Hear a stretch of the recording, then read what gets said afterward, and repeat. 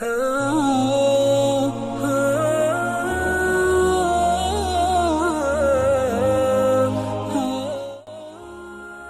عثمان رضی اللہ تعالیٰ عنہ کے دور خلافت کے پہلے 5-6 سال نہایت امن و سکون سے گزرے، لیکن پھر اس کے بعد حالات بدلنے لگے۔ ایک تو صحابہ کرام رضی اللہ تعالیٰ عنہم اجمعین پہ در پہ فوت ہونے شروع ہو گئے تھے، اور دوسری طرف مسلمانوں میں کثرت مال کی وجہ سے حسد پیدا ہونا شروع ہو گیا تھا۔ حضرت عثمان رضی اللہ تعالیٰ عنہ نے بعض سرکاری عہدے بنو امیہ کے چند لوگوں کو دے دیے تھے، جس کی وجہ سے بنو امیہ اور بنو ہاشم کی صدیوں سے چلتی ہوئی دشمنی جو کہ قریش کی سرداری کے لیے تھی، دوبارہ جاگنا شروع ہو گئی۔ آپ کے عزیزوں نے آپ کی نرم دلی کا ناجائز فائدہ اٹھایا، جس کی وجہ سے لوگوں کو نکتہ چینی کرنے کا موقع بھی مل گیا، اور خاص طور پر اس ماحول سے ان لوگوں نے بہت فائدہ اٹھایا جن پر اللہ تعالیٰ نے مسلمانوں کو غلبہ عطا کیا تھا، اور اب وہ لوگ اپنی بڑاس نکالنے لگے جن میں یہودی اور مجوسی سر فہرست ہیں۔ ان میں سب سے بڑا فتنہ نو مسلم منافق یہودی عبداللہ بن سبا کا ہے۔ جب اموی اور ہاشمی دشمنی دوبارہ سلگنا شروع ہوئی تو اس نے اور ہوا دی، خصوصاً اس نے حضرت عثمان کے خلاف لوگوں کو ابھارنا شروع کر لیا۔ جب اسے تھوڑی کامیابی ملنا شروع ہو گئی تو نو مسلم مجوسی بھی اس کے ساتھ شامل ہونا شروع ہو گئے، جو کہ ابھی تک ذہنی طور پر ساسانی تھے، اور انہیں اپنی سلطنت ختم ہونے کا بھی بغض تھا۔ لہٰذا اس کی تحریک عراق میں بہت مقبول ہونا شروع ہو گئی۔ سب سے پہلے اس کا علم والی بصرہ عبداللہ بن عامر رضی اللہ تعالیٰ عنہ کا ہوا، لہٰذا آپ نے ابن سبا کو وہاں سے نکال لیا۔ اس کے بعد یہ کوفہ گیا اور کوفہ سے بھی نکال دیا گیا۔ آخر اس نے مصر کو اپنا مرکز بنایا۔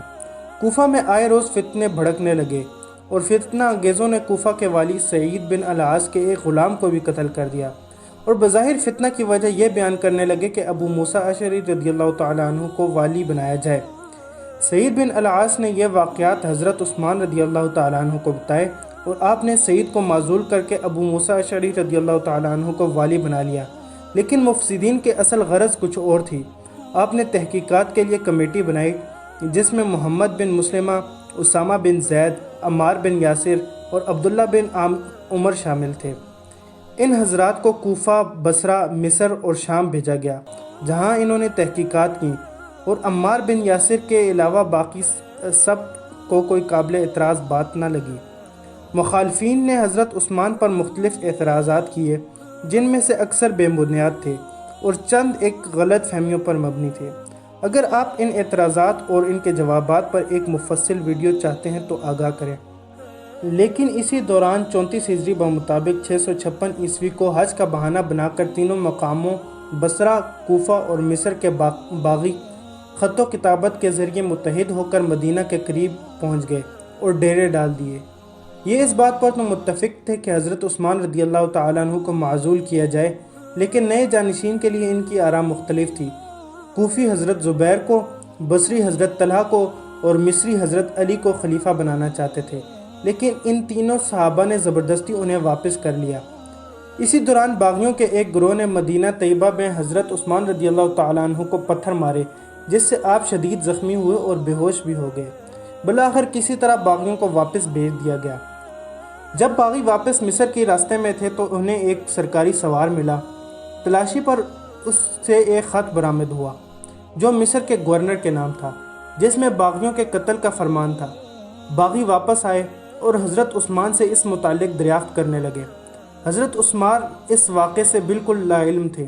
دراصل یہ شرارت آپ کے کاتب مروان بن حکم کی تھی، جس نے اس خط پر آپ کی مہر خلافت بھی لگائی ہوئی تھی، لیکن اب باغیوں کے پاس ایک سند موجود تھی۔ حضرت عثمان نے باغیوں سے تلافی کے بارے میں بھی کہا، لیکن باغی اب ہر حال میں خلافت سے دستبرداری چاہتے تھے یا آپ رضی اللہ تعالیٰ عنہ کو شہید کرنا چاہتے تھے، لہٰذا انہوں نے آپ رضی اللہ تعالیٰ عنہ کو ایک گھر کا محاصرہ کر لیا۔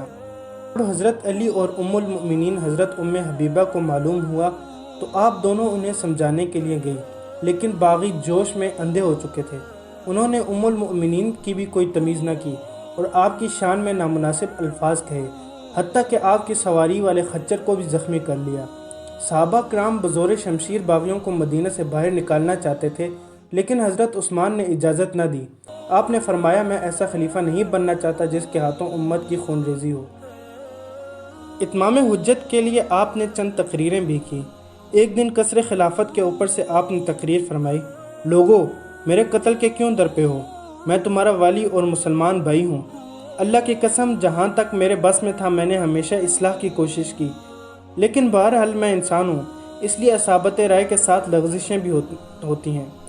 یاد رکھو واللہ اگر تم نے مجھے قتل کر دیا تو پھر تا قیامت نہ ایک ساتھ نماز پڑھو گے اور نہ ایک ساتھ جہاد کرو گے۔ ایک دن آپ نے مجمع کو مخاطب کر کے فرمایا، میں اللہ کی قسم دے کر تم سے پوچھتا ہوں، کیا تم کو نہیں معلوم کہ جب رسول اللہ صلی اللہ علیہ وآلہ وسلم مدینہ تشریف لے گئے تو مسجد بہت تنگ تھی۔ آپ صلی اللہ علیہ وآلہ وسلم نے فرمایا، اس زمین کے قطع کو کون خرید کر مسلمانوں پر وقف کرتا ہے اس کو جنت میں اس سے بہتر جگہ ملے گی۔ اس وقت میں نے ارشاد کی تعمیل کی اور زمین کو خرید کر مسلمانوں پر وقف کیا۔ آج تم اس زمین پر مجھے 2 رکعت نماز بھی نہیں پڑھنے دیتے۔ میں اللہ کی قسم دے کر تم سے سوال کرتا ہوں، کیا تم کو نہیں معلوم کہ جب رسول اللہ صلی اللہ علیہ وآلہ وسلم مدینہ تشریف لائے تو یہاں ایک کنویں کے علاوہ کہیں میٹھا پانی نہیں تھا؟ رسول اللہ صلی اللہ علیہ وآلہ وسلم نے فرمایا، اسے کون خرید کر مسلمانوں پر وقف کرتا ہے اس کو جنت میں اس سے بہتر ملے گا۔ تو میں نے اس کو خرید کر وقف کیا اور آج تم مجھے اس کنویں کا پانی بھی نہیں پینے دیتے۔ لیکن کسی پر اس کا اثر نہ ہوا، اس لیے آپ نے پھر ایک دن تقریر فرمائی، میں ان لوگوں کو جو رسول اللہ صلی اللہ علیہ وآلہ وسلم کے ساتھ تھے قسم دے کر پوچھتا ہوں، کسی کو یاد ہے کہ ایک دن رسول اللہ صلی اللہ علیہ وآلہ وسلم کوہ احد پر چڑھے تو وہ ہلنے لگا؟ آپ نے ٹھوکر مار کر فرمایا، احد ٹھہر جا کہ تیری پیٹھ پر اس وقت ایک نبی، ایک صدیق اور ایک شہید ہیں، اور میں آپ صلی اللہ علیہ وآلہ وسلم کے ساتھ تھا۔ لوگوں نے اس کی تصدیق کی۔ پھر آپ نے فرمایا، میں ان لوگوں کو قسم دے کر پوچھتا ہوں جو بیت رضوان میں موجود تھے کہ جب رسول اللہ صلی اللہ علیہ وآلہ وسلم نے مجھے مشرکین کے پاس گفتگو کے لیے بھیجا تو اپنے دست مبارک کو میرا ہاتھ قرار دے کر میری جانب سے بیعت نہیں لی تھی؟ سب نے کہا ہاں سچ ہے۔ جب آپ نے دیکھا کہ لوگ کسی طرح آپ کے قتل سے باز نہیں آتے تو آپ نے آخری تقریر فرمائی، اے لوگو آخر کس جرم میں تم مجھے قتل کرنا چاہتے ہو؟ میں نے رسول اللہ صلی اللہ علیہ وآلہ وسلم سے سنا ہے کہ 3 صورتوں کے سوا کسی مسلمان کا خون جائز نہیں ہے: اسلام کے بعد جو مسلمان مرتد ہو جائے، یا پاک دامنی کے بعد بدکاری کا مرتکب ہو، یا کسی کو قتل کرے تو قصاص میں قتل کیا جائے، اور ان تینوں سے میرا دامن پاک ہے۔ اللہ کی قسم جب سے اللہ نے مجھے ہدایت دی میں نے اپنے مذہب کے مقابلے میں کسی مذہب کو پسند نہیں کیا، نہ زمانہ جاہلیت میں بدکاری کا مرتکب ہوا اور نہ اسلام کے بعد کسی کو قتل کیا۔ پھر تم لوگ مجھے کس جرم میں قتل کرتے ہو؟ لیکن باغیوں پر اس ساری گفتگو کا کوئی اثر نہ ہوا، اور آپ رضی اللہ تعالیٰ عنہ کو خود بھی معلوم تھا اور حضور اکرم صلی اللہ علیہ وآلہ وسلم کی پیشن گوئی کے مطابق اپنی شہادت کا پورا یقین تھا۔ لہٰذا آپ رضی اللہ تعالیٰ عنہ جمعے کے دن تیار ہوئے، آپ نے روزہ رکھا، آپ نے 20 غلام آزاد کیے اور کلام اللہ کھول کر اس کی تلاوت میں مصروف ہو گئے۔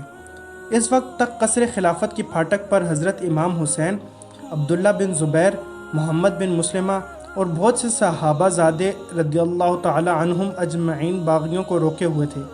کچھ معمولی سا کشت و خون بھی ہوا۔ جب انہیں اندر داخل ہونے کی کوئی صورت نہ نظر آئی تو انہوں نے پھاٹک کو آگ لگا دی، اور کچھ لوگ قصر خلافت کے متصل دوسرے مکانوں کے ذریعے سے اوپر چڑھ کر اندر داخل ہو گئے۔ حضرت عثمان رضی اللہ تعالی عنہ تلاوت میں مصروف تھے، لیکن ہمت نہ پا کر لوٹ آئے۔ اس کے بعد محمد بن ابی بکر نے، جو حضرت عثمان رضی اللہ تعالی عنہ کے بڑے دشمنوں میں سے تھا، بڑھ کر داڑھی مبارک پکڑ لی اور گستاخانہ کلمات زبان پر لائے۔ حضرت عثمان رضی اللہ تعالی عنہ نے فرمایا، بھتیجے اس کو چھوڑ دو، تمہارے والد کبھی ایسا نہ کرتے تھے، اگر وہ دیکھتے تو ان کو تمہارا یہ فعل کبھی پسند نہ آتا۔ ایک روایت یہ ہے کہ وہ یہ کلمات سن کر لوٹ گیا۔ ان کے بعد ایک اور شخص بڑھ کر حملہ آور ہوا اور کلام میں پاک کو پاؤں سے ٹھکرایا۔ ایک دوسرے شخص کنانہ بن بشر نے اس زور سے پیشانی پر لوہے کی لاٹھی ماری کہ حضرت عثمان رضی اللہ تعالیٰ عنہ پہلو کے بل گر پڑے۔ زبان مبارک سے بسم اللہ توکلت علی اللہ نکلا اور خون کا فوارہ کلام اللہ کے اوراق پر جاری ہوا۔ اس کے بعد عمر نے سینہ پر چڑھ کر مسلسل کئی وار کیے۔ آپ کی زوجہ محترمہ سے یہ دیکھا نہ گیا، وہ بے تابانہ بچانے کے لیے دوڑیں، ان کی 3 انگلیاں ہتھیلی سے اکھڑ گئیں اور سودان بن حمران نے لپک کر شہید کر دیا۔ شہادت کے وقت آپ رضی اللہ تعالیٰ عنہ یہ تلاوت فرما رہے تھے، فَسَيَكْفِيكَهُمُ اللَّهُ وَهُوَ السَّمِيعُ الْعَلِيمُ۔ آپ سے گزارش ہے کہ ہمارا چینل سبسکرائب کریں تاکہ مزید اس طرح کی ویڈیوز آپ تک پہنچ سکیں۔ شکریہ۔